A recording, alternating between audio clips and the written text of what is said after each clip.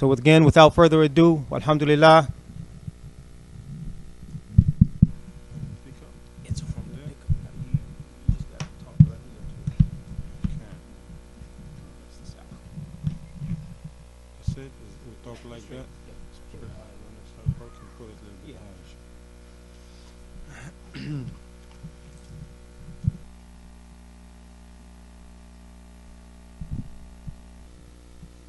إن الحمد لله نحمده ونستعينه ونستغفره ونعوذ بالله من شرور أنفسنا وسيئات أعمالنا من يهده الله فلا مضل له ومن يضلل فلا هادي له وأشهد أن لا إله إلا الله وحده لا شريك له وأشهد أن محمدا عبده ورسوله صلى الله عليه وعلى آله وصحبه وسلم. يا أيها الذين آمنوا اتقوا الله حق تقاته ولا تموتن إلا وأنتم مسلمون.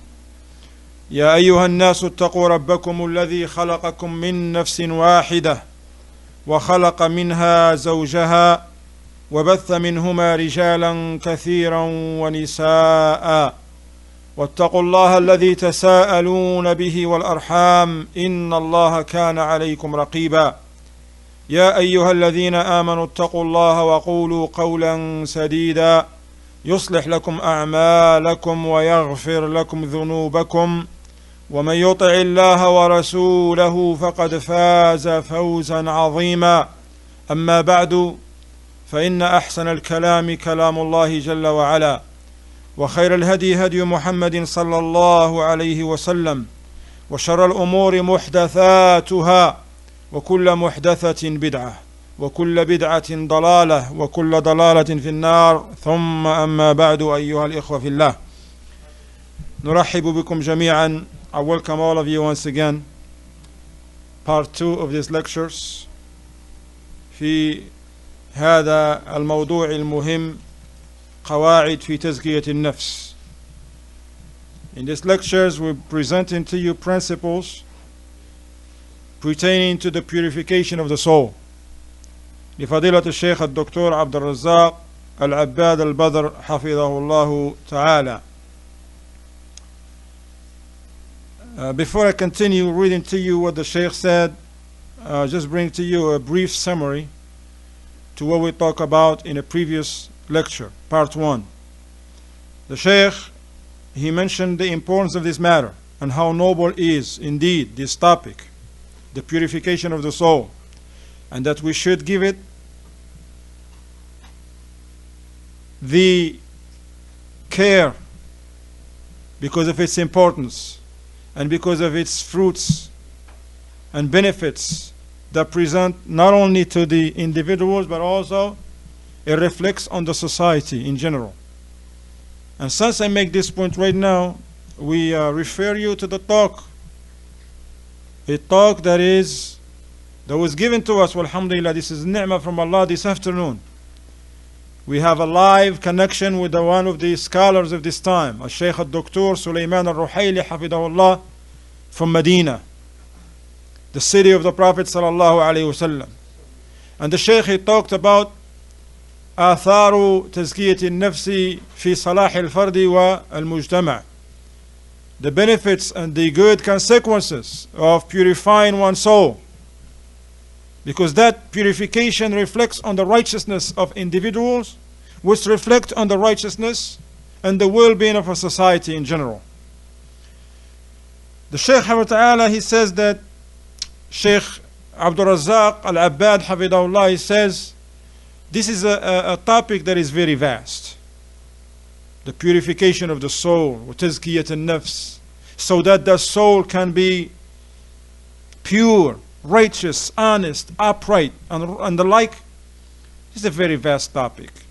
That's why he chose to talk about some of the principles, the most important principles that we should know, and they will help us along with us trying our best, be diligent, striving hard, and work hard into trying to purify our souls.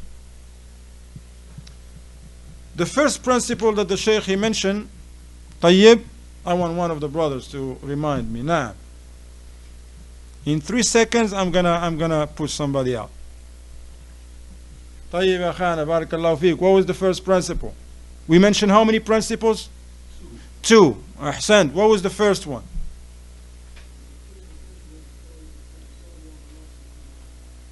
أي نعم. I don't see you, but doesn't matter. But I hear you. جزاك الله خير. تفضل. Repeat. Can you repeat that statement, please?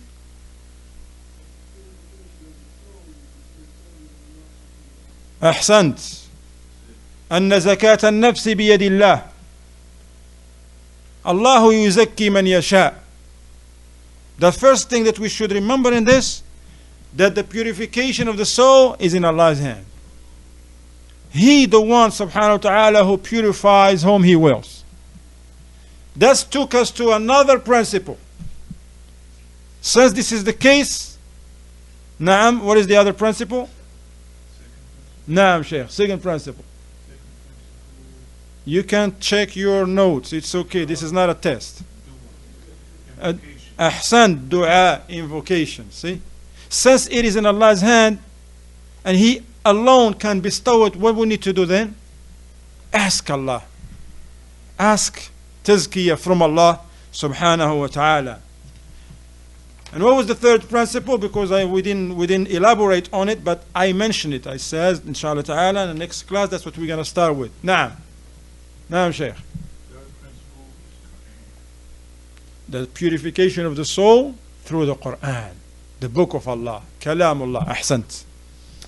That's one thing. The second thing I want us to present before we go ahead and read to you the statements of a noble Shaykh. We received 2 questions last night, remember? And I said I don't know the answer, and we will ask one of the mashayikh. Alhamdulillah, in the end of the talk of today with Sheikh Sulaiman al-Rahili, I asked him these 2 questions. The first question was about if a person have dentures. People have dentures. Do they have to remove them while they make wudu? The Shaykh says no, they don't have to. Because what they are commanded to do is to insert water into their mouth. That's it. They don't have to take their dentures out. Okay? That's one question. The second question was that the siwak, using the siwak and cleaning the teeth is recommended at the wudu. The question was, before wudu, right in the middle of the wudu, after wudu, the Shaykh says before the wudu. When you're about to make the wudu, Hafidahullah, he says, you brush your teeth, you use the miswak. And he gives us the hikmah, the wisdom. Why? He says the miswak will remove the debris and whatever is left over hanging on our gums or on our teeth or between the teeth sometimes. You're moving it, but it's still there. When you make wudu and you rinse, it will come out. طيب, and that's the hikmah, alhamdulillah. Now we continue, inshallah ta'ala. Sorry if some brothers, they have their phones in here. If I need to move them a little bit or something, you don't mind, right? Because this is not my property. If I have to touch it, I have to ask permission. All right? So if something happens with the phone, maybe touching it, don't hold me liable for that, right? But I'm going to be cautious, inshallah. So likewise, I want to move something, I may move the phone, okay? Jazakumullah khairan, barakallahu feekum. Because this is the amana, ya akhwan. We don't supposed to touch people's properties without their permissions. Okay? Even if you find the phone on the floor, brother went to make wudu, something, you don't touch it. Some people, they grab the phone and start looking at the text messages and the pictures. That's not permissible. It's not permissible to touch someone's property. جزاكم الله خيرا بارك الله فيكم. قال الشيخ الأمر الثالث من القواعد المهمة في هذا الباب يعني باب تزكية النفوس أن القرآن الكريم كلام رب العالمين هو كتاب التزكية ومنبعها ومعينها ومصدرها. The third principle from these principles, the very important principles in this bab, which is the purification of the soul, أن القرآن الكريم كلام رب العالمين, that the Quran, which is the statements of the Lord of the worlds, Allah subhanahu wa ta'ala, huwa kitabu tazkiyati, it is the book of tazkiyah. This is the book that helps us to purify our souls and ourselves. وَمَنْبَعُهَا وَمَعِينُهَا وَمَصْدَرُهَا, it is its source, because you always want to go to the source. It is that spring, that's fresh and clear spring, and it is that fountain. You want to purify yourself, you're going to drink from this spring. You're going to go to the source. You're going to go to that fountainhead, which is the book of Allah. وَمَنْ أَرَادَ لِنَفْسِهِ التَّزْكِيَةَ فَلْيَطْلُبْهَا فِي كِتَابِ اللَّهِ. The Shaykh said, if anyone is looking to achieve this very important matter, which is the purification of the soul, he should find how you do it. You should find it in the book of Allah. It's like a manual. You have a phone, especially those iPhones, they call them smartphones. If you're not used to those, you need to read the manual that come with them. Write a little book. Now the purification of the soul is very important matter. We should not just be creative and try our best. Everybody try his way. Now we got to turn it to the source. Take it from the book of Allah. And then the Shaykh, he began to bring some ayats. قال الله سبحانه وتعالى كما في سورة آل عمران verse 164. لقد من الله على المؤمنين إذ بعث فيهم رسولا من أنفسهم يتلو عليهم آياته ويزكيهم. شفت من الزكاة, من التزكية. ويزكيهم ويعلمهم الكتاب والحكمة. Indeed, Allah conferred a great favor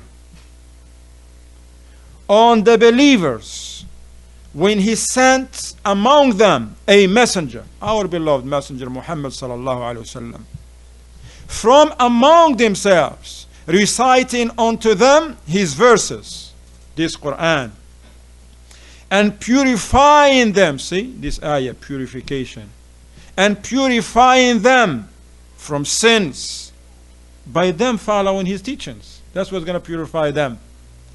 And instructing them in the book and the hikmah, the Quran and the Sunnah. قال الشيخ عبد الرزاق حفظه الله فهو عليه الصلاة والسلام يزكي الناس بتلاوة هذه الآيات من القرآن. He says the Prophet ﷺ, when he recites to the people the Quran, the verses from the Quran, to purify the people with those verses. وقال الله تعالى في سورة قاف آية 45 فذكر بالقرآن من يخاف وعيد. فذكر بالقرآن من يخاف وعيد. But warn by the Quran him who fears my threat. But warn by the Quran him who fears my threat. وقال الله تعالى في سورة قاف أيضا آية 37 إن في ذلك لذكرى لمن كان له قلب أو ألقى السمع وهو شهيد. Verily, in this indeed a reminder for him who has a heart or gives ear while he is heedful.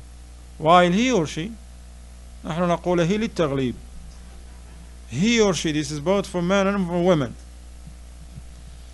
وقال الله تعالى في سورة العنكبوت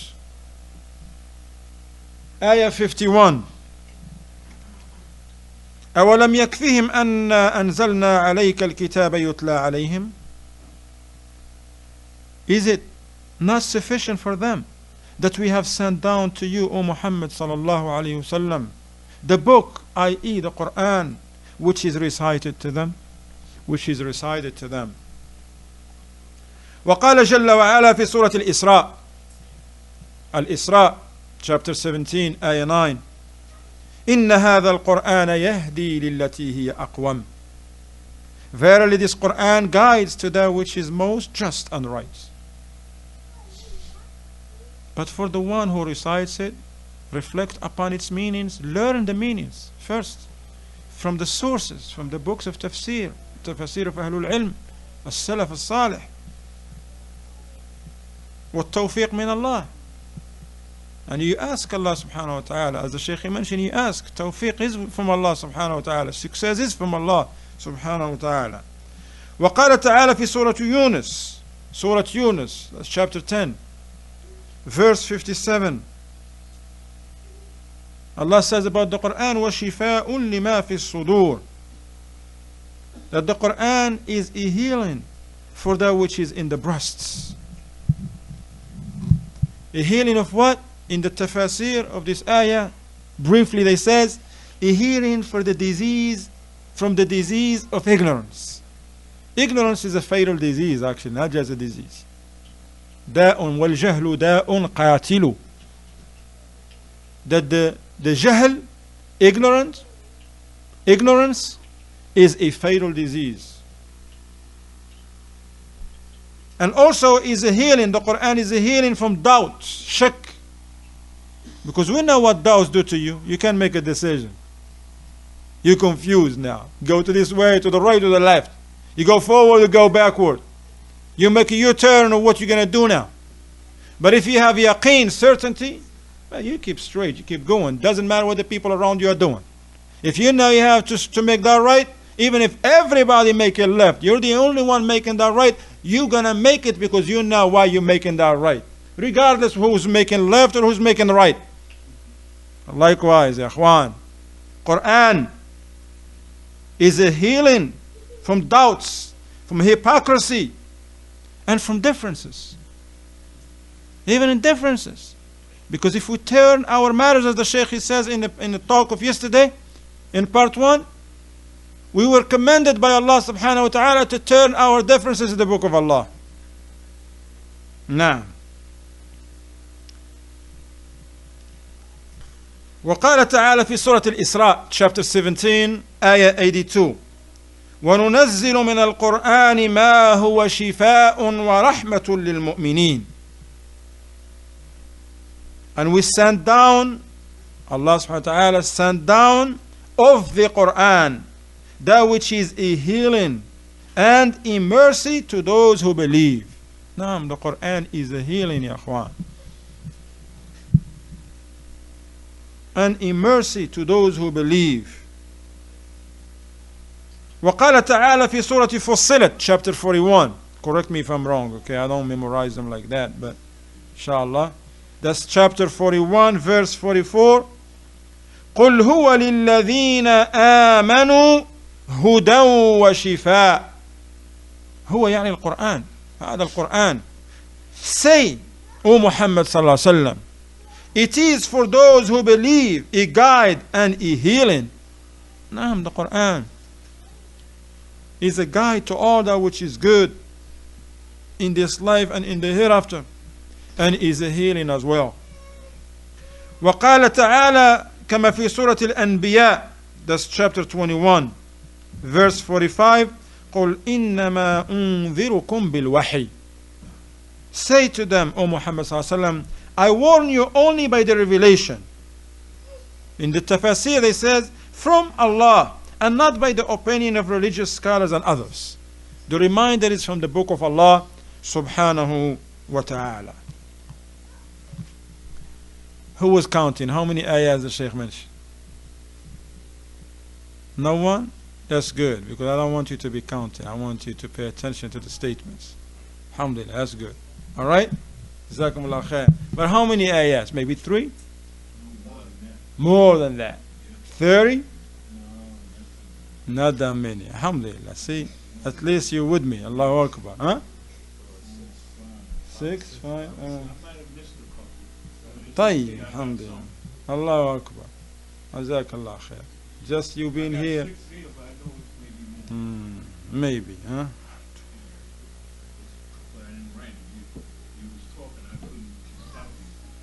Alright, Jazakallah khair. You said 6? If you flip it the other way, upside down, what I give? That's 9. Jazakallah khair. Barakallahu fi. But you know how to write 6 and 9, right? Jazakallah. Jazakallah khair, Shaykh. طيب. The Shaykh mentioned these ayats. Barakallahu fikum. قال فالقرآن كتاب التزكية. After mentioning these verses, the Shaykh he says the Quran is the book of purification. Keep this in our mind. Let's engrave it in our hearts. Alright? Not just we wait until a brother give a khutbah, Al-Quran Kitabu Tazkiyah, and then, wow, that's a nice topic, that's a nice title. No. Let's engrave this title in our minds. Let's see it in front of us. Al-Quran Kitabu Tazkiyah. It is the book of purification.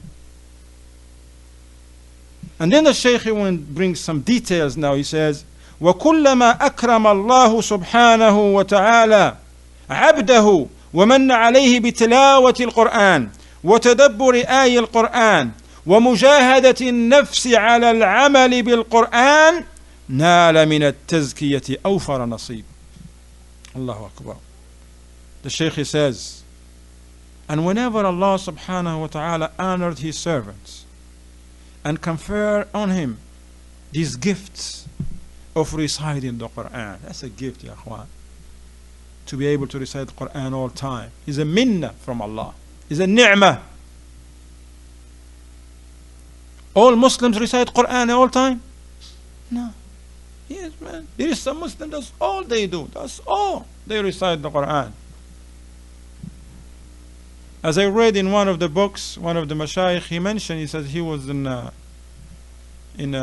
he says he was in a waiting room at a doctor office, and what happened is that these people, they doing all things. People, they're like mad because they waiting. People are frustrated. People are reading those magazines that they put on the office and newspaper. People on the phone. People are mad. But this young man, what he's doing? He's reciting the Quran. And then he said to him, maybe somebody narrate this to the Shaykh, okay? It's not the Shaykh that was in there, but somebody narrate to him. Because this person, he says, this is how Allah subhanahu wa ta'ala opened that door for him to begin to recite the Quran, because he says, then he was looking at all the people, they doing different things. But this young man, he's serene, like he's not there. He's like, and he's reciting the Quran. So he went to him and said, SubhanAllah, you're different than these people. And you're reciting the Quran. Now even here you're waiting for your turn. Then the person said, SubhanAllah. He said one thing. He says, where can I find an hour and a half for two to recite the Quran? This is a ni'mah from Allah. I'm waiting for my turn, but this is a time. That's why Shaykh ibn Uthaymeen rahimahullah ta'ala, he used to say this. He used to say, أُقْدُوا أَوْقَاتَ الْإِنْتِظَارِ بِالْإِسْتِغْفَارِ. Take advantage of the time that you're waiting anyway by doing something for yourself. And if you begin to recite, let's say you're waiting for the bus, you're waiting for the car, you're waiting for in a plane to come, and especially when they said to you, we're sorry man, it's coming a little bit late, what do? Get frustrated? Is getting frustrated going to bring that plane on time? No.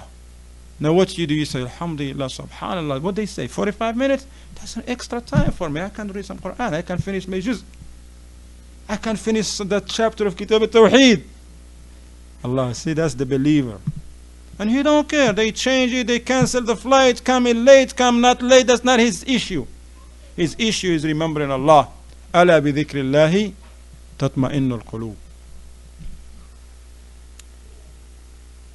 The Shaykh says, so Allah will confer this minna, this gift and this ni'mah on his servant by reciting the Quran, by contemplating upon it, the meaning of the ayats. And this, the Shaykh says, requests and demand mujahadat al-nafs. You gotta strive against your soul.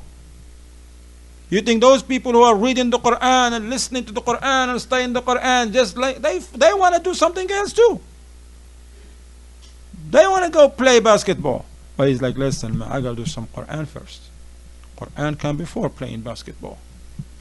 Now I'm playing basketball, alhamdulillah. You want to play, especially if you play for with Muslims, with the people that alhamdulillah they cover properly, no cursing, no fighting, and it's not taking you away from the salat or from something that is obligatory upon you, such as being dutiful to your parents and the like. No, you can play, mashallah, but there is no haram involved. But then this is the person say, yes, that's permissible, but I gotta read some Quran, inshallah, first. Let me finish my juz. Allahu Akbar. And also acting upon the Quran. If a person does these things, he will get the best portion of purification of the soul. Because the Sheikh Salih, Sheikh Sulaiman al-Ruhaili, Hafidhullah Ta'ala, in his previous talk, he mentioned, he said the people, they are not on the same level in anything. Even in the dunya, they are not on the same level. And also in this deen, in understanding the deen, the people are not on the same level. In reading the book of Allah, the people are not on the same level. And in understanding it and acting upon it. So the one who reads more the Quran with contemplation, with reflection, studying the meaning of the verses from the proper sources, the books of the ulama of as-salaf, and strive hard strive hard to act upon those teachings, this person is the one who get the best portion of purification. He get the best of the Quran and the benefit from the Quran. Allah subhanahu wa ta'ala said in Surah Al-Baqarah, Ayah 121, الذين آتيناهم الكتاب يتلونه حق تلاوته أولئك يؤمنون به. Those, and here in the tafsir they say, who embrace Islam from Bani Israel, to whom we gave the book, the Torah. Or also this applicable on the companions of Muhammad sallallahu alaihi wasallam. Those who recite it, meaning they recite it but also obey its orders and follow its teachings, as it comes in the tafsir, as it should be recited. That's how you should recite the book of Allah. They are the ones who believe therein, in the book of Allah. There is adabs, ya ikhwan. Al-shay'u bi-shay'i yudhkar. We're not going to change the topic, but just we mentioned something. There is adabs of reciting the book of Allah. You can't just be reciting, but your mind is all over the place. Like somebody who's in a masjid, he has the mus'haf, alhamdulillah, akhi, over there, right there. Yeah, he just left. Nobody asked him a question. Man, you put your mind on what you're doing. You're reading the Quran, doesn't matter who come, who leave, who sneeze. Now you're doing something. You're in ibadah, you're remembering Allah, you're reciting the book of Allah. Doesn't matter. Unless if somebody come to you and tap you on the shoulder, you don't ignore them. Now you turn, stop, and they ask you a question, you answer that question and go back to the book of Allah. Have respect for the book of Allah. Likewise, if we're driving, and especially if you have other people with you in the car, you put the Quran and then you talk about something else. Talking about sports or talking about jobs. No. Once you put the Quran on, listen to the Quran. The Quran is a guidance. Quran is a healing. Barakallahu feekum. Now you're just reading the Quran but you don't know what you're listening to? It's like someone getting into a medicine, taking a medicine, he don't even know what it is. No, you can't do that.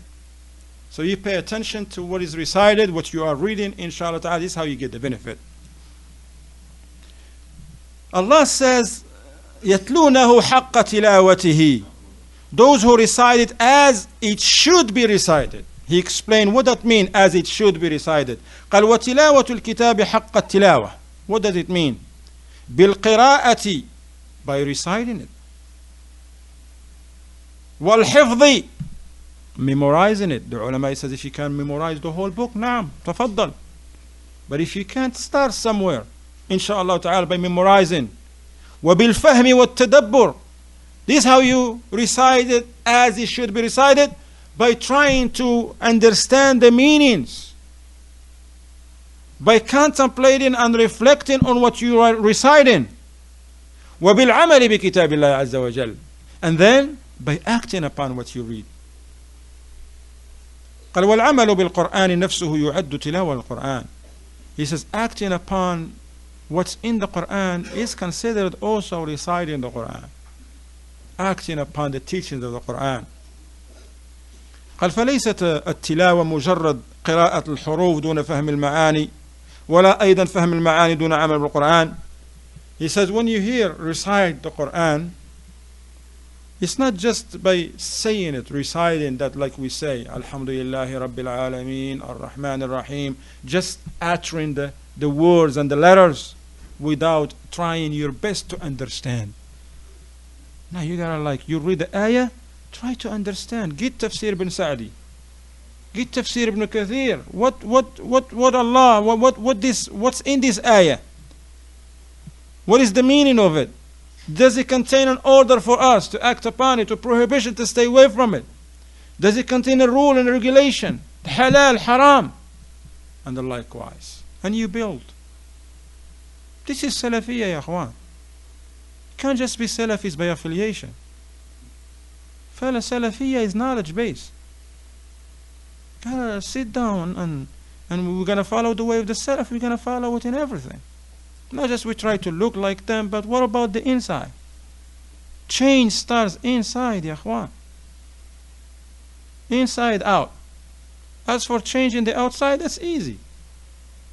You can have the most corrupt car, but you paint it, give it a nice touch and brush. Oh, look good. Until they say, well, pop the hood right now. Oh, no, the hood, no, it's okay. No, you gotta pop the hood. You wanna sell a car, you wanna sell based on the paint?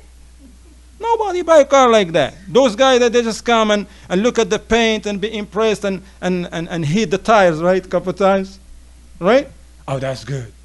No, they're going to say, pop the hood, man. Let me see what's in there. I want to see the engine. I want to see the heart of this car. What if there is no engine?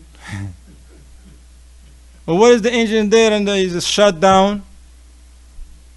Likewise, ya akhwan. It's very important.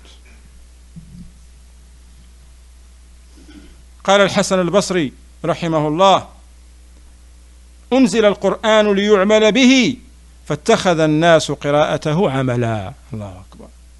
الحسن البصري رحمه الله, imam, one of the imams of التابعين, he says أنزل القرآن ليعمل به. The Quran was revealed, was set down so that the people act upon its teachings. But certain people, they think that just by reciting it, that's it, that's enough. That's all you have to do, just recite it. That's why you find, subhanAllah, min al-ajab al-ujab, you find certain people, and the Shaykh mentioned this. No, actually, this is in we read this in the book of, oh, that's my book. I forget my book. I may not forget it again, inshallah. Jazakumullah khair. In this book here, Sharh al-Usul al-Sitta, Usul al-Sitta, the principles, the 6 principles, Shaykh Muhammad Abdul Wahhab rahimahullah, and the explanation of our beloved Shaykh, our noble Shaykh, Dr. Salih al-Fawzan, in the beginning he mentions something. He says that the Quran is revealed so that the people can act upon his teachings. He says, unfortunately, you find certain people, this is in the beginning, in the beginning, he said, you find certain people, he says, they memorize the book. They have beautiful recitation. Man, they got them mid straight. All the rules of tajweed, they got them right. He said some people, they even learn the 7 mode of recitation. All 10 mode of recitation. What that mean? I mean, these people, they really went deep into this field of Quran. But still, he says, they fall into shirk. And they call upon other than Allah. No, when you come to the Quran, that's it. But then they call upon other than Allah subhanahu wa ta'ala. They slaughter for other than Allah. He said these people, they didn't benefit from the Quran. These people, they think it's okay as long as you recite the Quran, you memorize the whole book. But what about acting upon the teachings?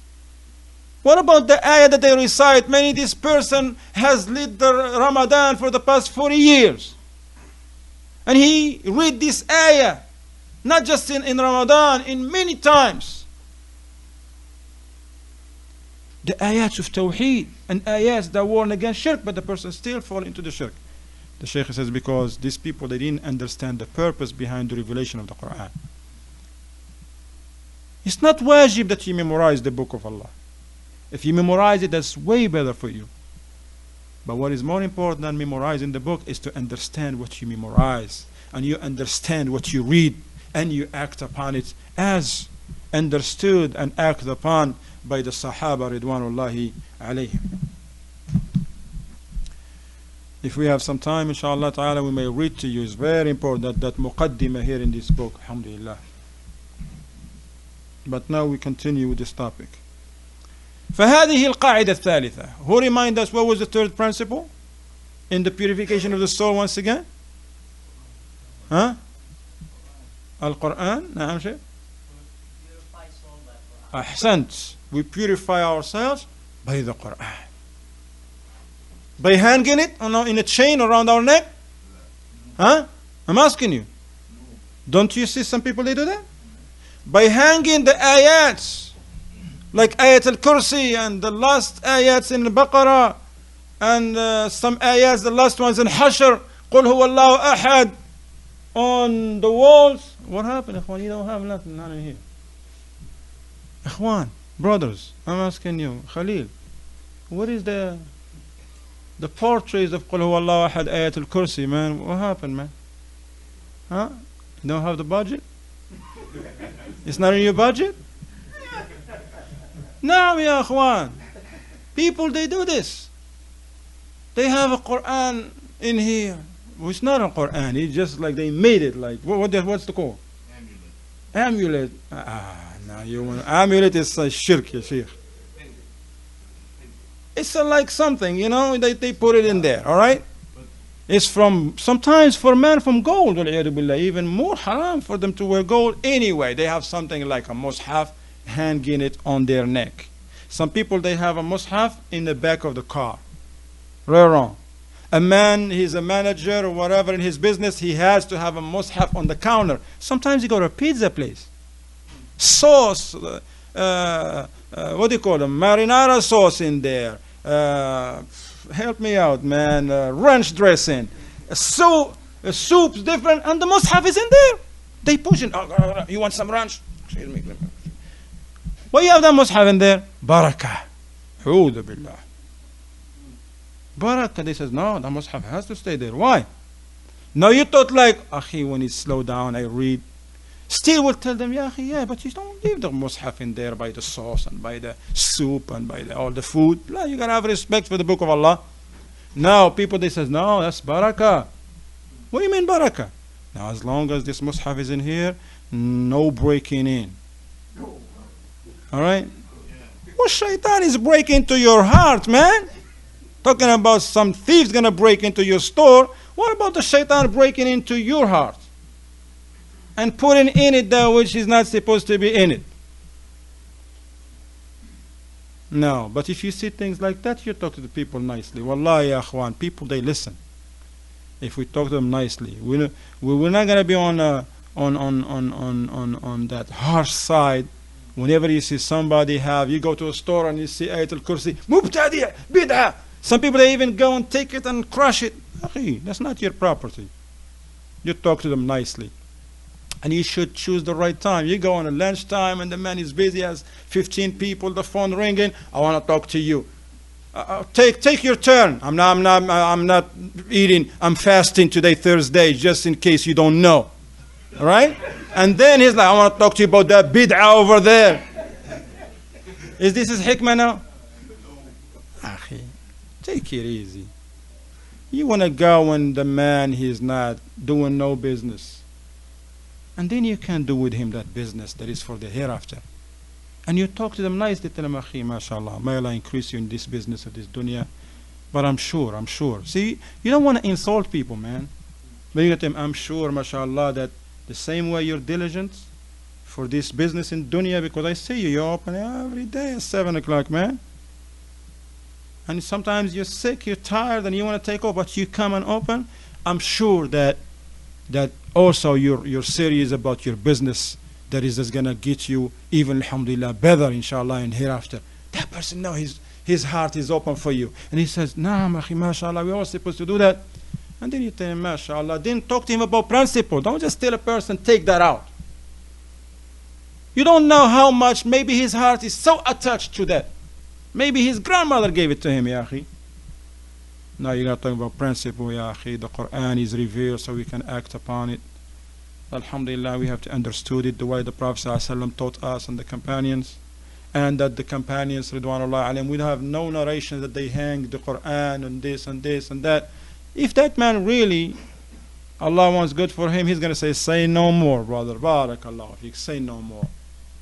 And he's going to like take it off himself. And even if that person say, listen, oh, you're talking about that? Yeah. Well, go ahead, man. I don't want to hear that stuff, okay? So okay, you did what you have to do. All right? إنما عليك البلاغ. طيب.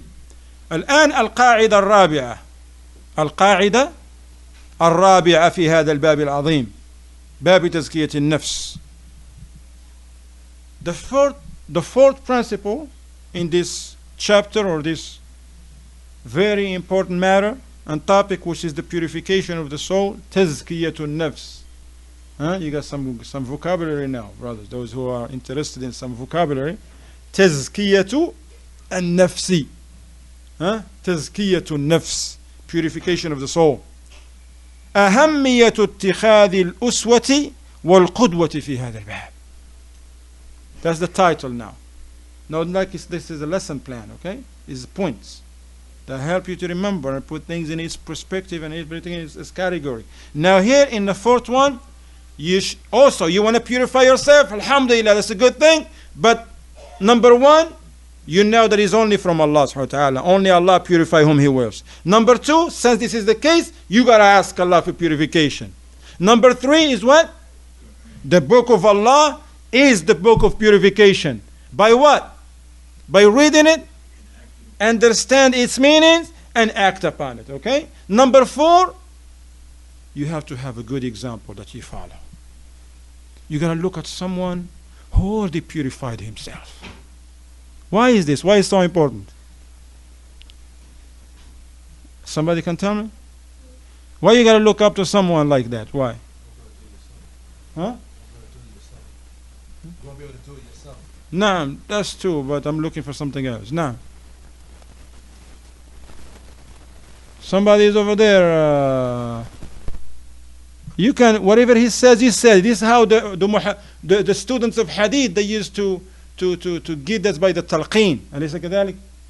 There was no mics before Imam Malik, Imam Ahmed, and them, and Yahya al-Qattan. He will say, and somebody say it to the other 10 behind him, and the other saying from. That's why he says, I heard so and so from Ahmed ibn Hanbal. Likewise, you hear it Khalil, so now it's on you now. Nah, what did he say? And when you say Khalil, you're going to say Uthman said. Okay, so I says, I heard Khalil who says that Uthman said. Okay, nah, Khalil, what Uthman says? Uthman first? Ah, now he left. Okay, طيب. We're not starting anything, man. All right, طيب. MashaAllah. Wow. Alhamdulillah. May Allah get him safe. He's back now. Yeah. We didn't mean to. Oh, I said you refer back to him because he has protected himself by someone who has protected himself from the crime. In other words, they're gonna decide only what's authentic. So now you're back with us? Yeah. Because he says you left. Yeah. I had to go. Oh, okay. Jazakallah khair. Because see, them brother, they still doing stuff for us, but alhamdulillah, but they still, their minds is with us. Jazakallah khair. Barakallahu feek. Naam. You gotta take somebody who already does it, and he's successful. He was good at it. All right? So it become easy because you're gonna follow what they did. If I ask you a question now, who is the best to have purified himself in this ummah? Huh? All right, think about it. طيب. So أهمية اتخاذ الأسوة والقدوة. Now it is very important for you to have an example in this one. You want to purify yourself? But you gotta have an example. Someone that have done it before you in the right way. Who's that person? Allah tells us about him. قال الله تعالى كما في سورة الأحزاب verse 21 لقد كان لكم في رسول الله أسوة حسنة. Indeed you have in the messenger of Allah the best example. Allah Akbar. You want to purify yourself? You can't do it without this one. Can't. No shortcuts, no experiments. There's no need for that stuff, man. Al-Ahzab 21. Ahzab is chapter 33.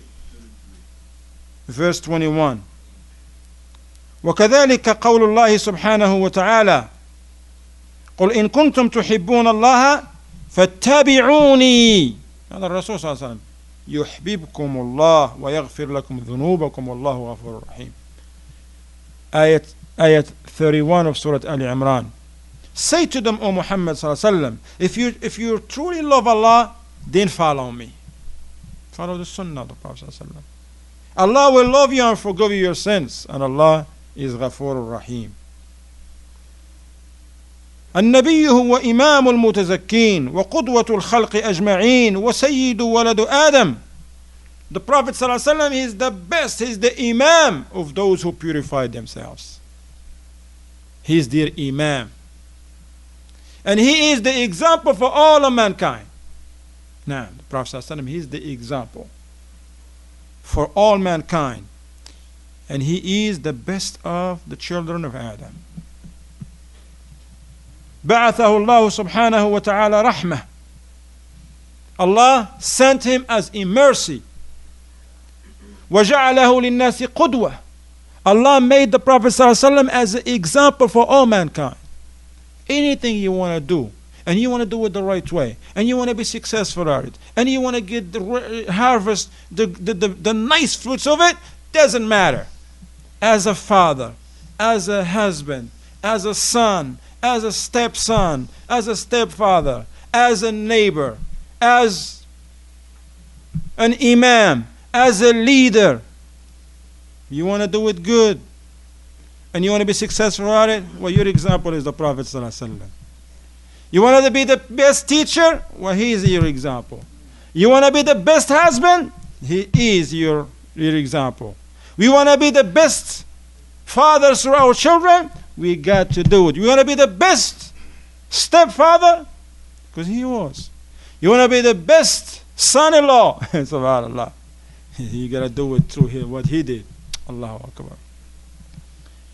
That's why the Prophet ﷺ went through all these things in his life, so that every one of us will find something. Our lives are not the same.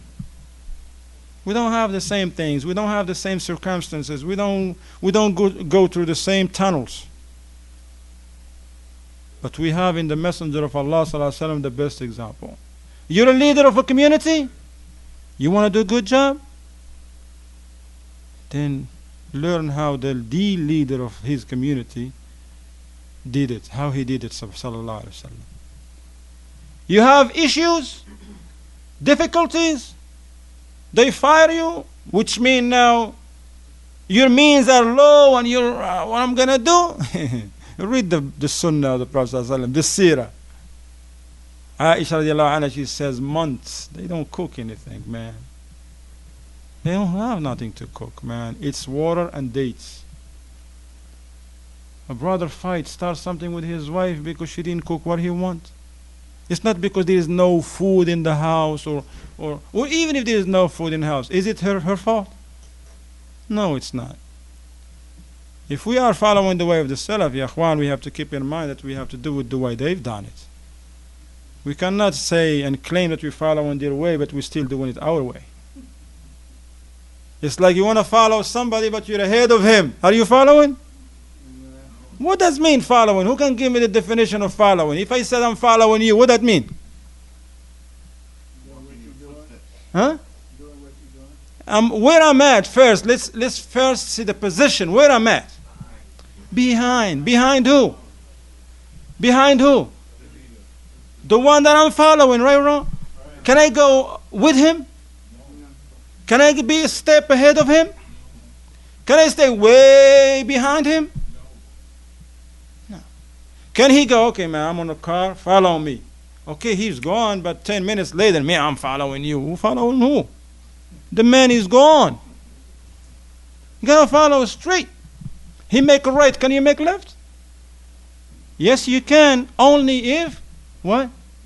If you know you don't need him anymore. Does anyone know the way to the Jannah? So you go, I can't do it without the Sunnah. You gotta do it right, man. We all know 2 + 2 is what? 4. And 3 times 3? 9. Oh, now here is the question now. listen. Huh? All right.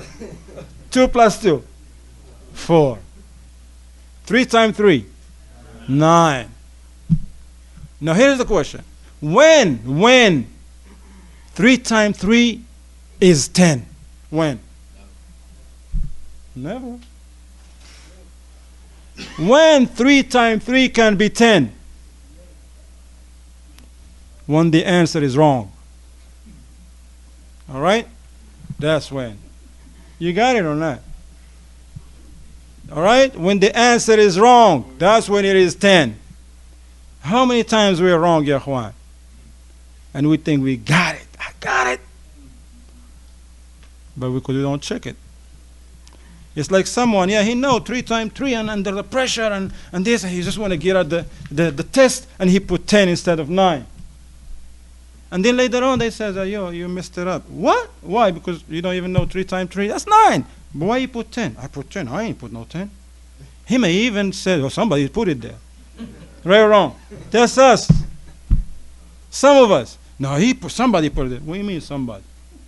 That's why they put you one by one, man. Not like 2 next to each other. You're by yourself.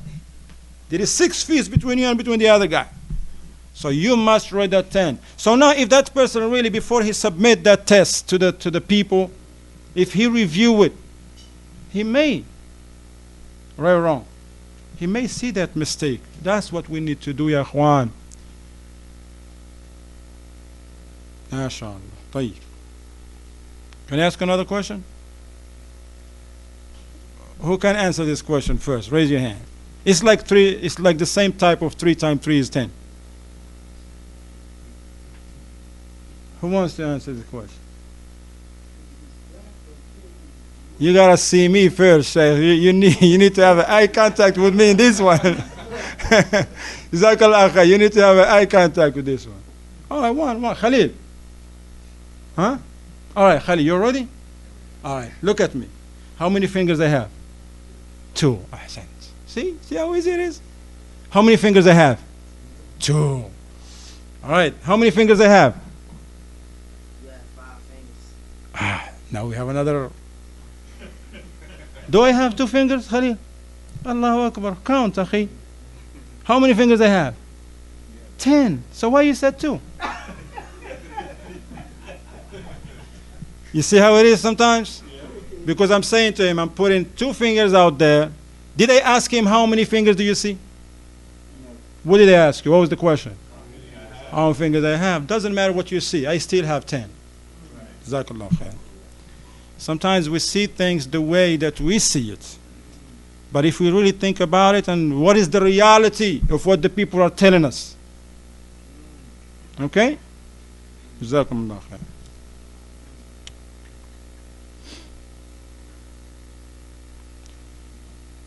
So Allah subhanahu wa ta'ala made the Prophet sallallahu alaihi wasallam the qudwa for us. Qudwa, the example. وأمر الله سبحانه وتعالى بالإئتساء به والاقتداء بهديه. And Allah subhanahu wa ta'ala command us. It's not a choice. He command us to follow His example. To emulate His guidance. To emulate His example, to follow His footsteps, and to follow the guidance of the Prophet sallallahu alaihi wasallam. Allah tells us in Surah Al-Hashr, verse number 7, لَقَدْ كَانَ لَكُمْ فِي رَسُولِ اللَّهِ أُسْوَةٌ حَسَنَةٌ. Allah subhanahu wa ta'ala tells us, you have indeed in the Messenger of Allah the good example. That's in Surah Al-Ahzab. Surah Al-Ahzab. And also in Surah Al-Hashr now, وَمَا آتَاكُمُ الرَّسُولُ فَخُذُوهُ وَمَا نَهَاكُمْ عَنْهُ فَانْتَهُوا. Whatsoever give you and command you, take it, act upon it. And of course the hadith, the Prophet ﷺ, he says, مَا اسْتَطَعْتُمْ. When you are commanded to do something, do it to the best of your ability. And whenever you are forbidden from anything, leave it alone. Stay away from it completely. قال الشيخ ولهذا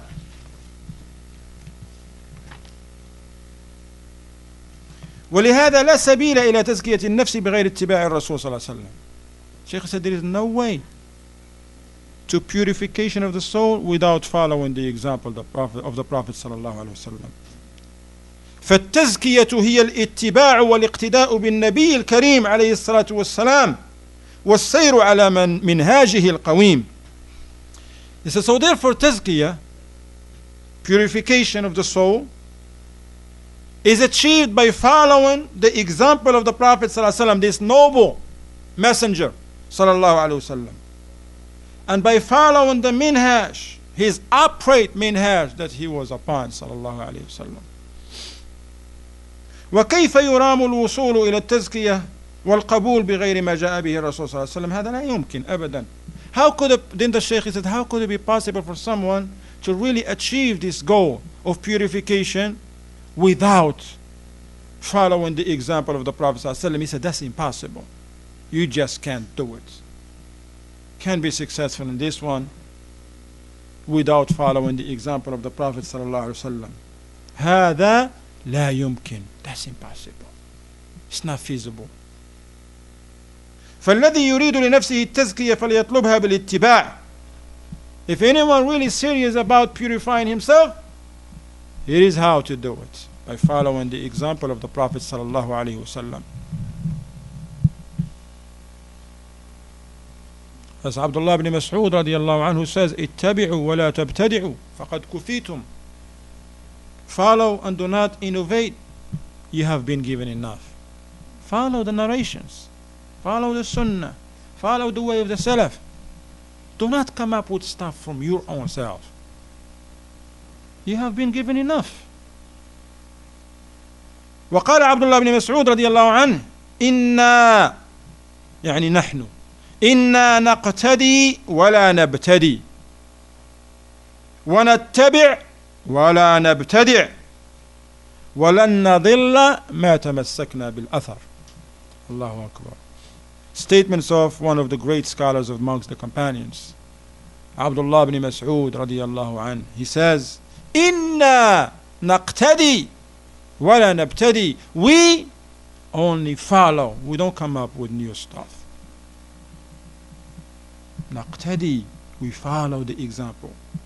وَنَتَّبِعْ وَلَا نَبْتَدِعْ. We follow and we do not innovate. We don't bring new matters to this deen. وَلَن نَضِلَّ مَا تَمَسَّكْنَا بِالْأَثَرِ. And we will never go astray as long as we hold on to the narrations of the Prophet صلى الله عليه وسلم. الله أكبر. قال الشيخ وهذا أمر لا بد من التنبه له. He said this is a matter that is very important to pay attention to. It's very important to pay attention to this matter. لأن الناس لا يزالون في كل زمان تخترع لهم اختراعات ويحدث لهم طرائق. He says because the people in all times, there is always other people who they introduce to them matters that are not from this religion. It's always the case. Certain people, Ahlul Bid'ah, they continue to be creative in those bid'ah wal-iyadu billah. They continue to come up with new ways for the people. وكثير منها يدعى فيها أنها تزكي النفوس وتهذب القلوب وتقوي الصلة بالله إلى غير ذلك مما يقال. The Shaykh said, and many of those innovative ways and paths, many those people who introduce it to the people, they claim that it will purify their souls. Make this dua, say it 1,000 times, make sure, not 999, not 1,001. So if instead of the person focus on the ibadah and his heart, he's like, oh, is it 79? Is it 199? Waswas, this is how the waswas starts in the people. Billah. Akhi, who told you gotta say subhanallah until you get tired? You don't have to count 1,000. If you want to count 1,000, bring a dalil. Did the Prophet ﷺ did it? No, people they go to Home Depot and buy these things, or Walmart, you know? What is it called? Counter. This little counter, right? And they go, subhanallah. Alhamdulillah. Can even give you salam. Salam alaikum. Wa alaikum subhanallah. Wa alaikum subhanallah. Because he's missed up now. Yeah, if somebody give you salam, stop saying subhanallah. Give your brother salam and then say subhanallah, alhamdulillah, not just subhanallah. But these people, somebody tell them, no, once you do subhanallah, don't talk to anybody. La ilaha illallah. He says, and these innovative ways, those people who introduce them, they claim that purify your soul, polish your heart. They scratch your heart. That's what they do. They don't polish. They polish your heart, and they claim that this way that they invented, they're not from the deen of Allah, will strengthen your relationship with Allah. Yes, that's what the brother do. They take you straight down. He's maybe 4 years old. إلى غير ذلك مما يقال. And this is only from so many things that they say. والحق أن كل محدثة بدعة وكل بدعة ضلالة. Now what is the truth in all of this? Everybody can claim and say what they want, but what is the truth? What the Prophet ﷺ said. What the Prophet ﷺ said about these ways and invented ways. كل بدعة محدثة بدعة. Every newly invented matter to this deen is an innovation. And the Prophet ﷺ said, وَكُلُّ بِدْعَةٍ ضَلَالَةٍ. Every innovation leads people astray. Who wants to be astray? Who wants to be lost? Even in this dunya, you drive in a car, you want to get lost?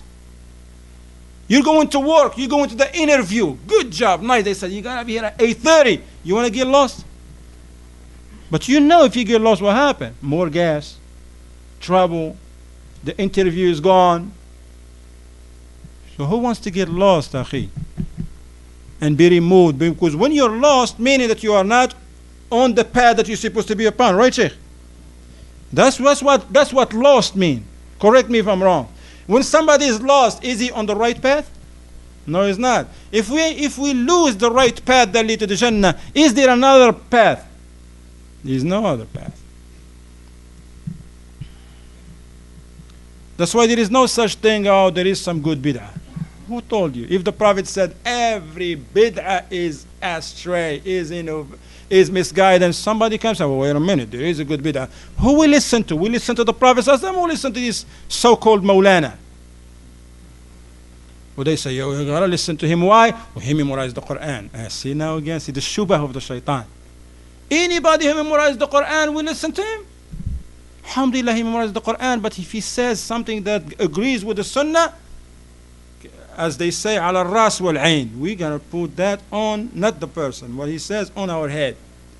You want to put the person, that's another topic. But whatever he says, what does mean this statement? Because, alhamdulillah, it's okay with us. If you say the haqq, doesn't matter who you are, Arab, non-Arab, black, white, rich, poor, man and a woman, doesn't matter. Akhi, we're supposed to take the haqq even from a kafir. Right or wrong? If you as a Muslim, Salafi, upon the Sunnah, but you're doing something that is not right, he kafir. But he knows, maybe his family are Muslims, and he come and approach one of us and says, you're Muslim, right? Yeah. Isn't it in the religion you don't supposed to be these things? And you know. What do you know though? What do you say now? You should be ashamed of yourself. Say, subhanallah, kafir telling me this. You know what I'm saying? But you're going to reject the haqq because it came from him? Don't reject the haqq. Accept the haqq. May Allah subhanahu wa ta'ala grant us tawfiq to accept the haqq. Ameen. And what is the haqq? وَالْحَقُّ مَا كَانَ مِنَ الْأَعْمَالِ لَيْسَ عَلَى أَمْرِ النَّبِي صلى الله عليه وسلم مردود على صاحب غير مقبول منه. Now certain people, they say the haqq, yes, it's haqq, but it's not that which the Prophet صلى الله عليه وسلم was upon. Is it still haqq? No, it's not. It's rejected. It will not be accepted by Allah subhanahu wa ta'ala. غير مقبول. If it's not in accordance to the sunnah of the Prophet ﷺ and what the Sahaba were upon is not accepted, it will be rejected. Because the Prophet ﷺ said in this hadith that is collected by Imam Muslim on the authority of Aisha radiallahu anha, من عمل عملا ليس عليه أمرنا فهو رد. Whoever does an action that is not in accordance to what we were upon, it will be rejected.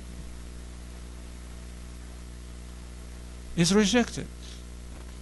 And also in the other hadith now, from Aisha radiallahu anha also, but now this hadith is in Bukhari and Muslim. من أحدث في أمرنا هذا ما ليس منه فهو رد. Whoever introduced and innovated something into this deen of ours that is not from it, it will be rejected. Sometimes people, they act upon this bid'ah, and you tell them this is bad, ya akhwan. They just say, I have nothing to do with it, man. I ain't bring it.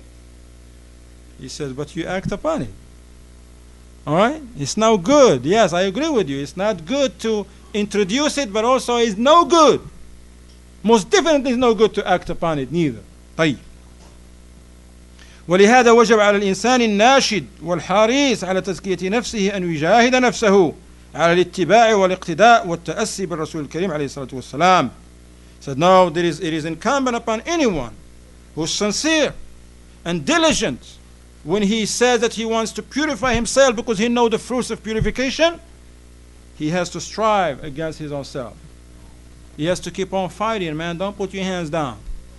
You gotta keep on fighting your desires, your lust, the shaitan, the shayateen of the human being and the shayateen of the jinn. Keep on fighting. And why are you doing all this? Your way? The way of your country? No. Doing it the way of the Prophet sallallahu alaihi wasallam. وليحذر كذلك من المحدثات والمخترعات والطرائق المبتدعات التي يدعي أربابها أنها تزكي النفوس. Likewise, with all of this, that person should be cautious and aware of the newly invented matters and those innovations and the many different paths that are innovated. That those who innovate these ways, they claim that these ways will purify your soul. Like the Sufis, they say, no, Sophia, purify your soul. Come and sit with us together, in the dark, that's going to purify your soul. لا إله إلا الله. قال ولا يزال أئمة الضلال يورطون العوام والجهال بأعمال منكرة وفعال لا أصل لها في دين الله يدعون أنها تزكي النفوس. He says, and the أئمة, the leaders in misguidance, والعياذ بالله, they are leaders but in misguidance, they continue to drive the laymen and get the laymen involved, the ignorance, get them involved in some wicked, evil, vile actions. Has no base whatsoever in the deen of Allah. Still they claim that will purify their deen, their soul. And you remember we said one principle, what purify your soul? The Quran and the Sunnah. Following the Sunnah. Now these people, they come up with something that is not in the Quran. The Prophet ﷺ did it, didn't do it. Actually the Prophet ﷺ warned against it. But they still claim that will purify the soul. حتى إن بعضهم يوصي المبتدئ في الهداية والداخل في أول طريقها بالانقطاع عن الجماعات في المساجد والخلوة في مكان مظلم. So much so they tell the people, listen man, you really want to purify your soul the right way? Don't go to the masjid. Stay home in the dark. Don't go. Don't be with the people. You gotta go somewhere by yourself in a dark. ويملي عليه ذكرا خاصا وألفاظا معينة يرددها يزعم أنها تزكي وتهذب وتربي إلى غير ذلك من الدعاوى الباطلة. And he will tell him, listen, here is this dua for you, okay? That dua is not from the Prophet sallallahu alaihi wasallam. Prophet sallallahu alaihi wasallam never make the dua. They come up with some dua and he tell him, this is only for you, man. It's not for everybody, okay? Since when there is some deen was only for this guy or the other guy? It's only for you. Go there, say it in this way, and still they say, look, he's going to purify your soul, polish your heart, it's going to give you comfort, serenity, tranquility, stability, and peace, and all of those false things. والعياذ بالله. قال الشيخ فتزكية النفس اتباع للنبي عليه الصلاة والسلام وسير على منهاجه القويم ولزوم لصراط الله المستقيم. Now here is the real meaning of تزكية النفس. Doesn't matter what the people are doing. You got to do what is right. And this is what is right. The right way to do it, to purify yourself, is by following the Prophet ﷺ. By following the minhaj and the methodology he was upon, ﷺ, his upright methodology. By sticking firm and holding firm to the path of Allah. And by وحذر من الانحراف والزيغ عن هذا الصراط بأي مسمى كان وبأي طريقة ادعيت. Likewise, you have to be warned and cautious and beware that you may remove yourself away from this path, the only path that is straight. And then you get yourself, involve yourself in different paths. Just because certain people, they say, they put a label on it. Yeah, it's going to take you there. It's going to take you there. You got to be aware of that. It's like you want to go north. Is 95 close here or not? 40 east and 40 west, right? 85 north, huh? You want to go north? What take you north? 85 south, huh? 85 south take you north? That's a little bit confusing, man. 85 south take you north. Only in Carolina, or is this a rule or what? Because me, it doesn't make sense to me. 85 south take you north. Maybe the north part of the south area down south. Is Raleigh in south from here? All right, so maybe you take your north part of Raleigh. 85 south, no? Is 85 built?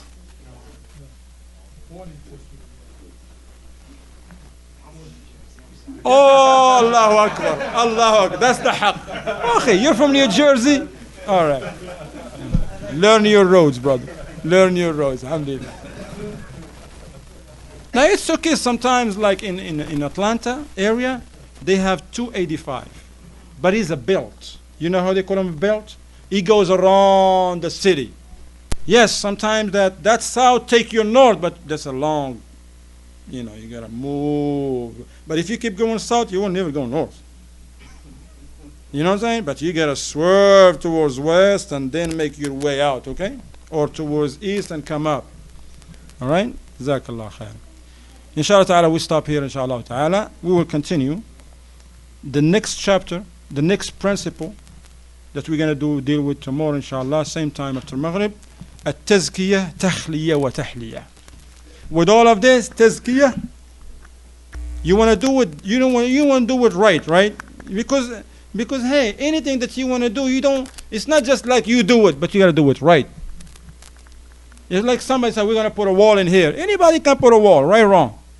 But who's going to put that wall the right way? That's what makes the difference. Likewise, you want to make this purification correct way, you have to have these components again. Along with this, you have this takhliyah.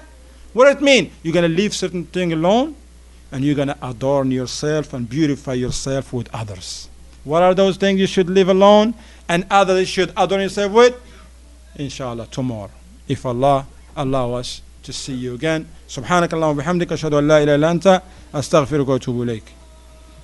Maybe after the adhan, if somebody have some questions, we're willing to listen to some of your questions, inshallah. No problem?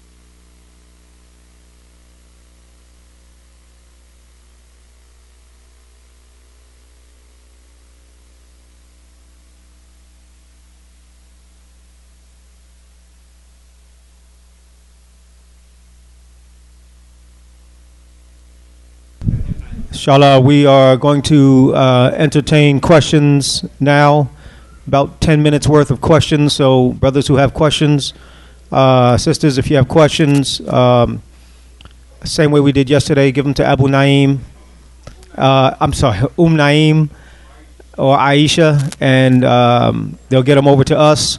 And brothers, if you can write them down, that'll be good. If not, raise your hand, and inshallah, we'll be able to get the questions answered for you. And for the youth, don't be afraid to ask questions. Yeah, and brothers, alhamdulillah, if you can sit, everyone can have a seat. And again, let's keep the socializing down until after the program. Jazakallahu khair.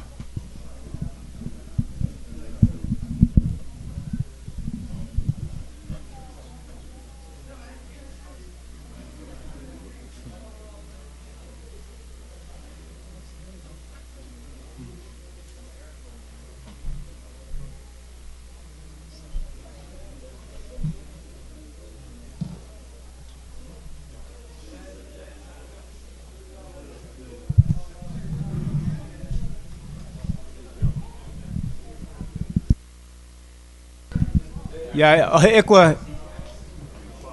Assalamu alaikum, brothers. We have a question. So we ask the brothers please to keep it down. Jazakallah khair.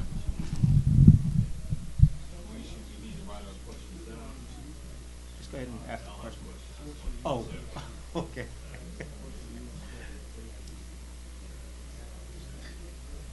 تفضل. My question is, if a husband is with his wife, and say they're in a small area, and they need and it's time to offer it, so that is it permissible for her to be beside but still a little behind, or she has to be completely behind? Or wait, rather, if it's not enough space for her to be completely behind. There's not enough space where? Like they're in a plane? In Or a small area. is this reality or just Yes, like... this is reality. Okay. The brother, he says maybe brother, him and his wife traveling or something? Yeah, traveling. Maybe they traveling. I'm just going to go with the question, not to add anything to what he says, but it's time to pray. But they are in this area. It's not enough for both of them, for her to, to pray together in a manner that she pray behind him, because the woman does not align with the man. What should they do? لا يكلف الله نفسا إلا وسعها. No soul is burdened beyond its scope. If they cannot do it both together, she go here, she pray and watch her, alhamdulillah, then she finish, he make sure she's okay and he prays. Or they may keep moving until they find a better place. Unless if the time, they say, is like 5 minutes, 10 minutes for the time to come out, and this is Asr time now, they all didn't stop at Dhuhr time, and they have to combine. But if they can, alhamdulillah, they stop somewhere, but they maybe if they still have time, what I suggest is that they continue, drive until they find another space. And that's what the ulama, they says, first of all, you have to do your best. Like the Qibla, you're traveling, you have no compass, you don't have an iPhone, because iPhones and the smartphone, they come with a compass, alhamdulillah, but you don't have it. You still have I don't know, something else. Something. Okay. You don't have to expose yourself more. But people, you have to find the Qibla. Try your best. That's what Shaykh Abdul Muhsin al-Abbad said. Try your best. How? By asking somebody. Don't ask a kafir where is the Qibla. You don't understand. You know, for example, in this area, our Qibla towards northeast. So all you have to do is ask somebody, what is north? They tell you north this way. Now you know this is east and that's your Qibla. All right? Or you can see it, for example, through the sun.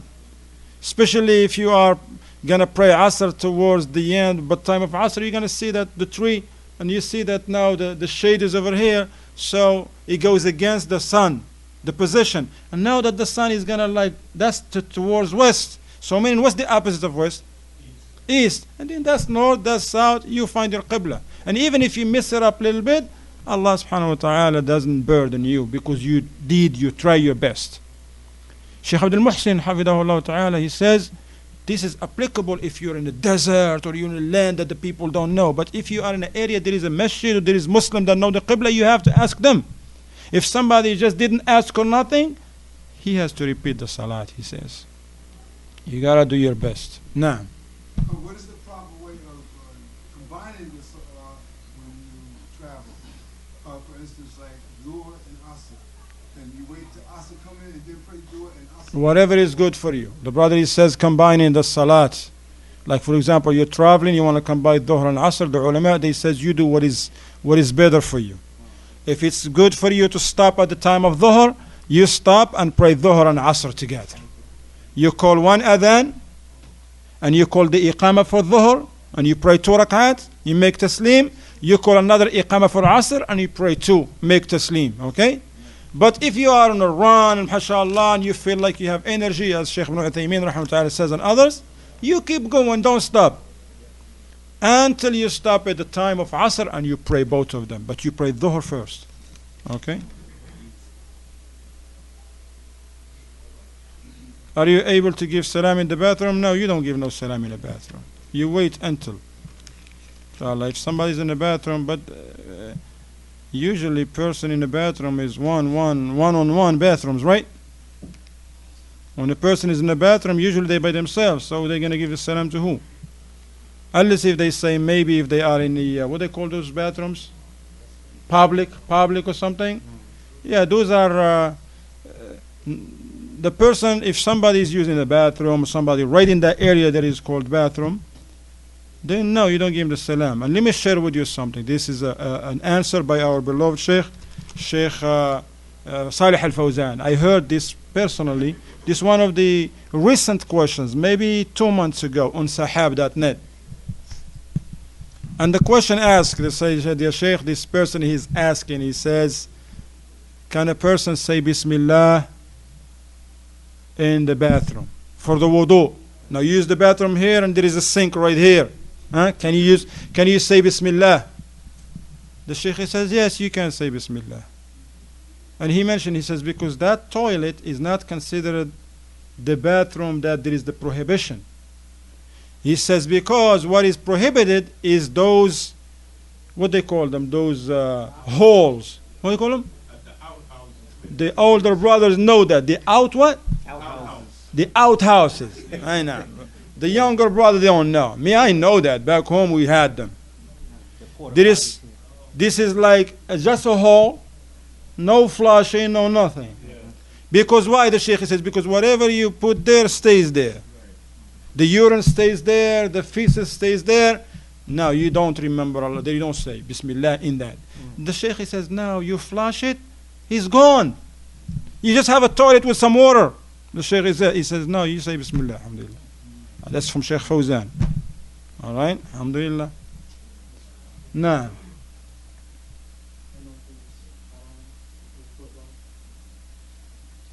is it haram? The young brother, he says, is it haram to play football? Which one? The American football or the rest of the world football? I'm not going to answer a question. You know what I'm saying? This football has two meanings. In here in America, when they grab it and run. In the rest of the world, they kick it with their feet. Here they call it soccer, but still it's football. Which one?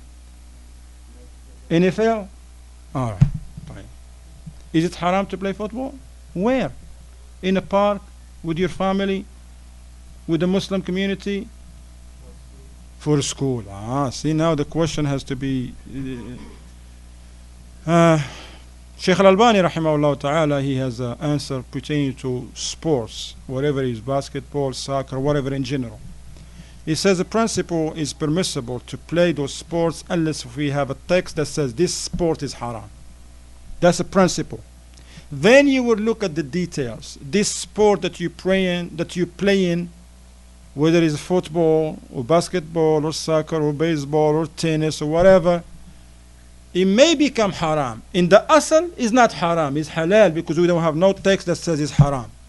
But it may become haram if for other reasons, like playing for money, it's not permissible. Playing with aura uncovered properly, it's not permissible. All right? Okay, you're playing, you cover your aura, you're not playing for money, but you're playing in time of asr. You're supposed to be praying, but you're playing. The guy mixed the R with the L, you know what I'm saying? Instead to be praying, he's playing. You know? No, that's not permissible. Also, the Shaykh he says amongst the Muslims, if they play in basketball, the same brothers Muslims, but they fighting one another. Calling them, man, you're nobody, man. Don't play with me, man. Oh, man, you're terrible, akhi. I can never be with you, man. That's not right. No, it's the same brother is going to pray with him Maghrib. This is the same brother that want to build something. We're going to build something with that activity, with that attitude. Now this he become not. Also, if he keep you from a wajib, your mother says, take me to the store, but you want to go play baseball. No, you don't play no baseball. It's wajib to help your mother. Like that. Now here you go. Let's say you want to play football for a high school. I'm not going to ask you what high school it is. Your high school, when you play football over there, what does it involve, Akhi? Tell me something that you just go there and play football. What's going on around the football? What comes with the game? You give me. Go ahead, man. Nothing? You don't know?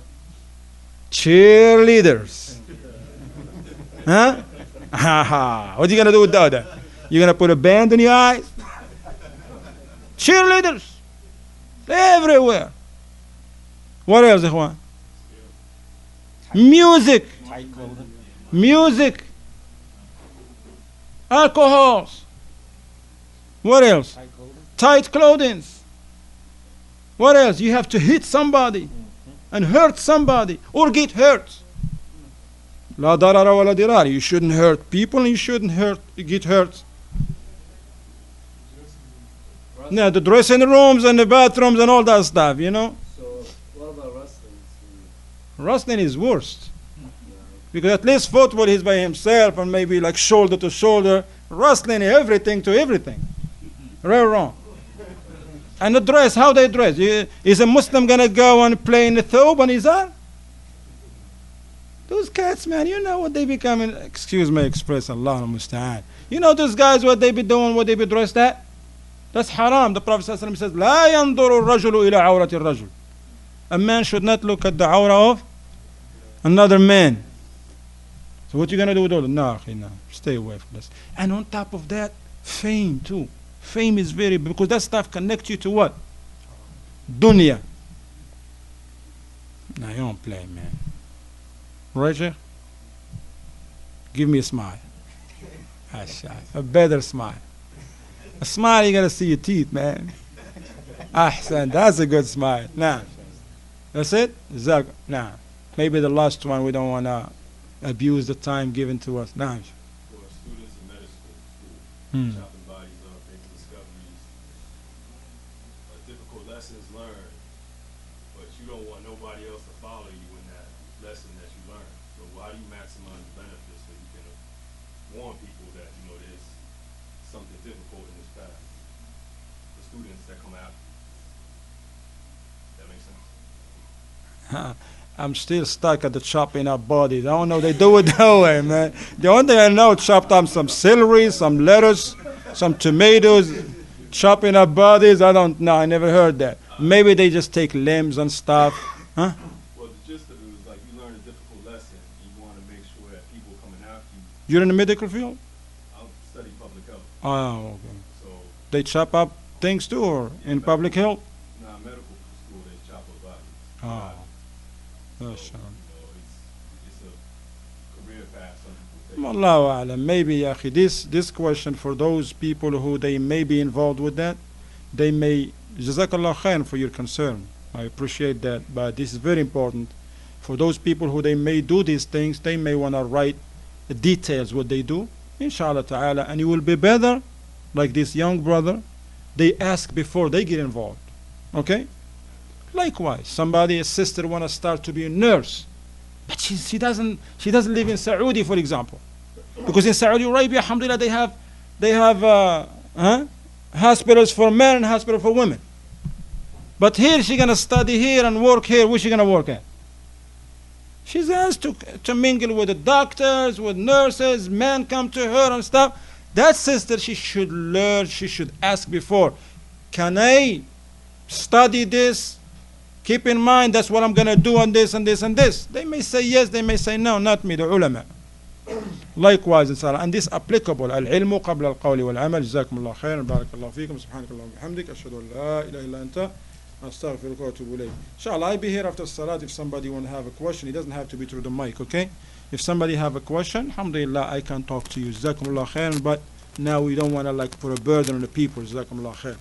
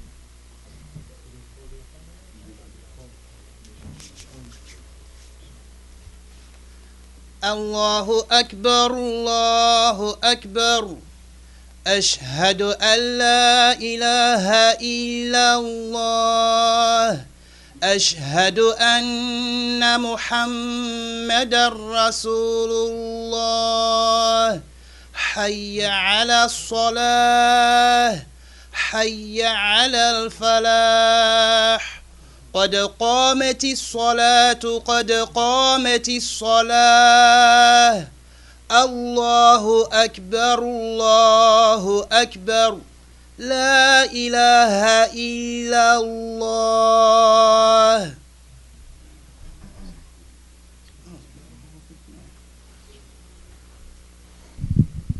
Cell phones, please.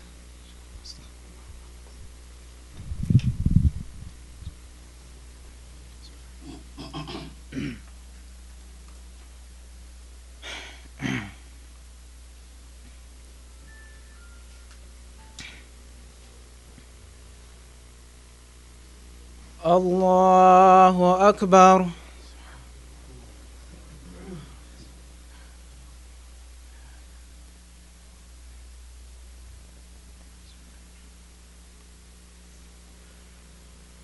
الحمد لله رب العالمين الرحمن الرحيم مالك يوم الدين إياك نعبد وإياك نستعين اهدنا الصراط المستقيم صراط الذين أنعمت عليهم غير المغضوب عليهم ولا الضالين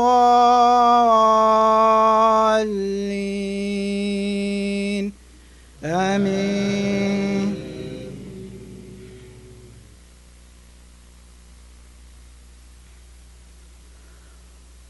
طه ما أنزلنا عليك القرآن لتشقى إلا تذكرة لمن يخشى تنزيلا ممن خلق الأرض والسماوات العلى الرحمن على العرش استوى له ما في السماوات وما في الأرض وما بينهما وما تحت الثرى وإن تجهر بالقول فإنه يعلم السر وأخفى الله لا إله إلا هو له الأسماء الحسنى وهل أتاك حديث موسى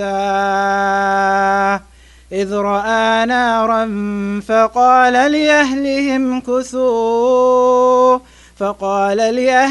كثوا إني آنست نارا لعلي آتيكم منها بقبس أو أجد على النار هدى فلما أتاها نودي يا موسى إني أنا ربك فاخلعن عليك إنك بالواد المقدس طوى وأنا اخترتك فاستمع لما يوحى إنني أنا الله لا إله إلا أنا فاعبدني وأقم الصلاة لذكري إن الساعة آتية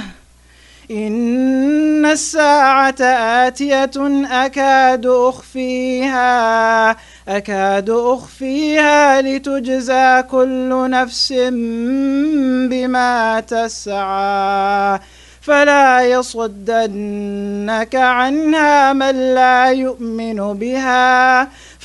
يصدنك عنها من لا يؤمن بها واتبع هواه فتردى الله أكبر.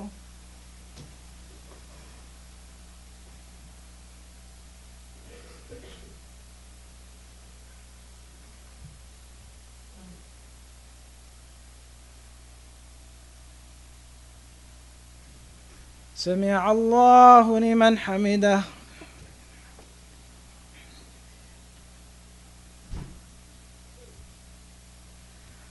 الله أكبر.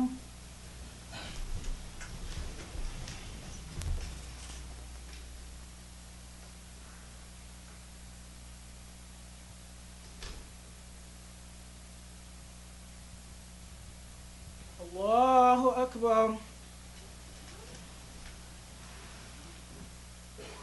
الله أكبر.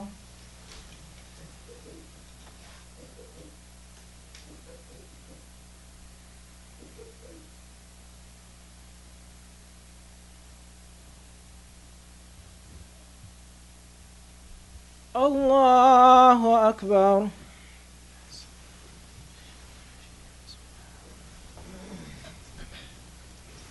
الحمد لله رب العالمين الرحمن الرحيم مالك يوم الدين إياك نعبد وإياك نستعين اهدنا الصراط المستقيم صراط الذين أنعمت عليهم غير المغضوب عليهم ولا الضالين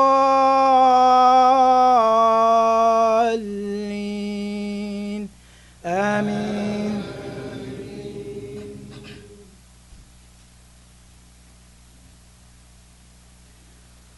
وما تلك بيمينك يا موسى قال هي عصاي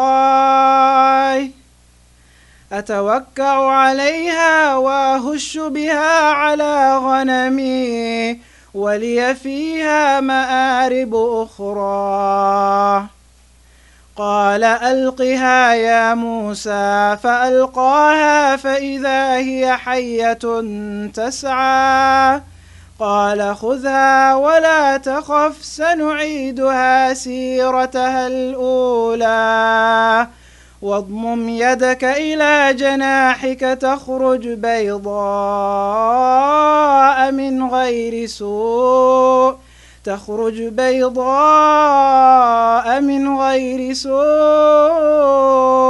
آية أخرى لنريك من آياتنا الكبرى اذهب إلى فرعون إنه طغى قال رب اشرح لي صدري ويسر لي أمري واحلل عقدة من لساني يفقه قولي واجعل لي وزيرا من أهلي هارون أخي أشجد به أزري وأشركه في أمري كي نسبحك كثيرا ونذكرك كثيرا إنك كنت بنا بصيرا.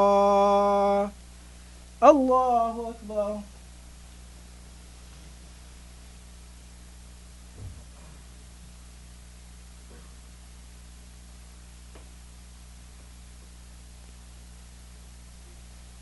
سمع الله لمن حمده.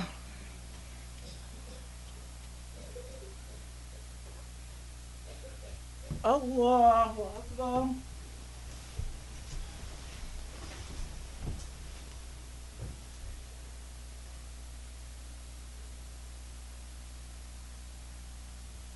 الله أكبر.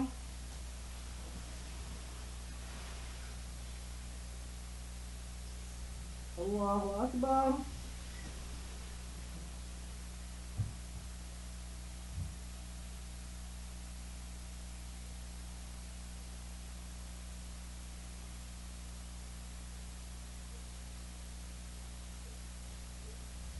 الله أكبر.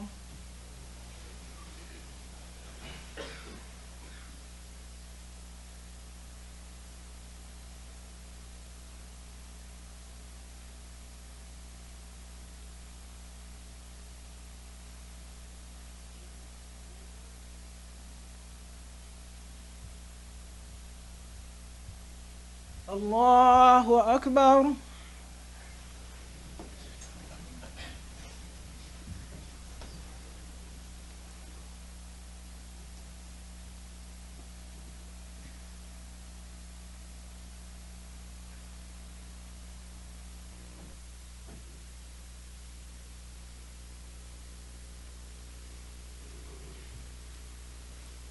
الله أكبر.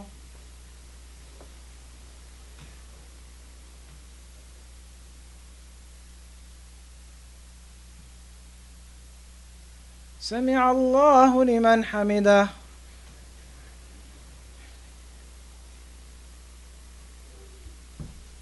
الله أكبر.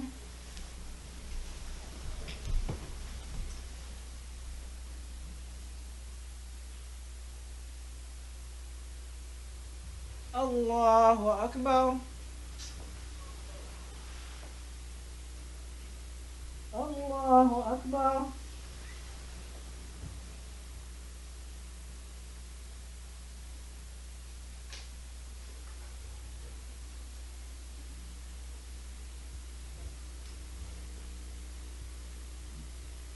الله أكبر.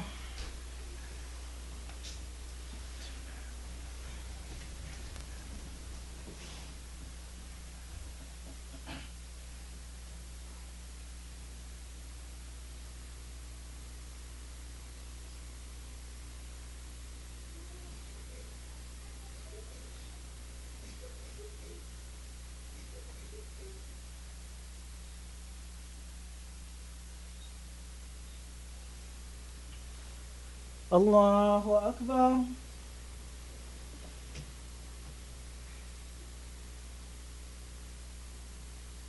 سمع الله لمن حمده.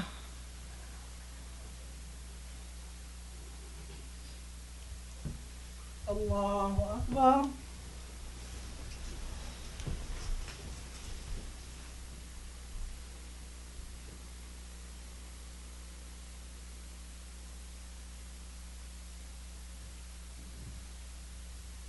الله أكبر.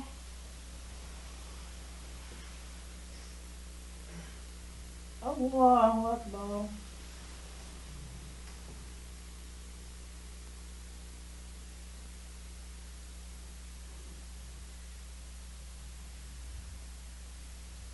الله أكبر.